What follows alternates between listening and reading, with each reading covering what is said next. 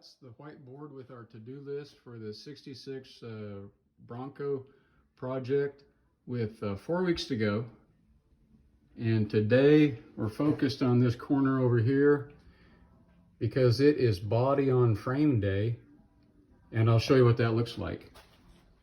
About 5 months ago, we rolled in the Bronco and took a couple weeks to pull the body off the chassis.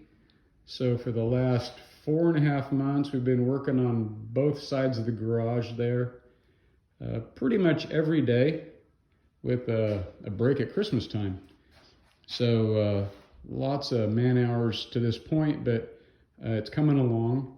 And today we're gonna bolt those two things back together again. So before that happens, I just wanted to take one quick walk around, show you what it looks like. This will be the last day. You can see the chassis without a body on it, and that's what that looks like. So up front here, the motor more or less complete, waiting on one part up here, the crank pulley. And then the front end will be done. And up here on top, you can see we've got a new modern distributor there that replaced an old 70s model, so better spark. And next to it, sitting there, is a fine piece of jewelry. That's an Edelbrock 4-barrel carburetor that will do a good job of mixing gasoline and air. So better explosion. That's the goal there. And so that motor work's just about done. The shift levers here, they'll have to come off later today so that the whole thing will fit underneath the body. And here's some mounting hardware. So the body bolts on at 8 points on the chassis. So we've got some new mounting hardware there. And the goal is to get the body to line up with those 8 bolts. If we can get that to happen, then we'll put one in the wind column. So that's what the chassis looks like. And over here, you can see all the body work is done, and we've got one coat of color on it. And that is an original 1966 Ford Bronco color called chrome yellow. And one coat of color on the outside, no clear on it yet, except for here inside the engine bay. All of the paint work is complete in there. That's got a couple coats of color and a coat of clear on it because it would be hard to paint all that with a motor sitting in there. And so this is the last day that you get to see a big empty engine bay, because we're going to fill it up with a Ford 302 V8 pretty quick.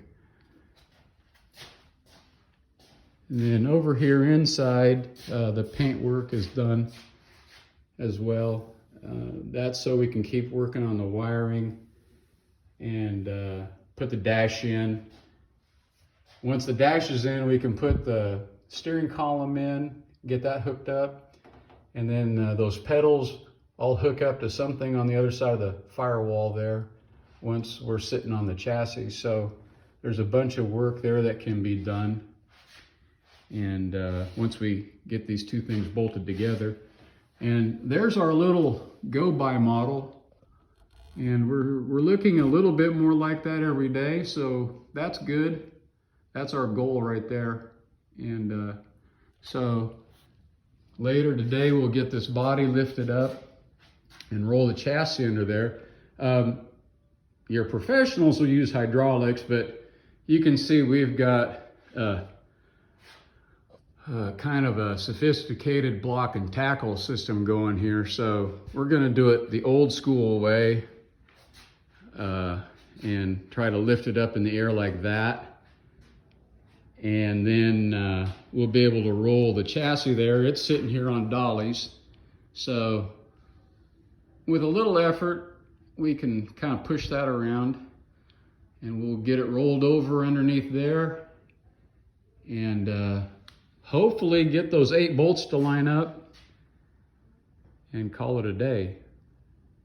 So that's what the project looks like with 4 weeks to go on body on frame day. Thanks for watching.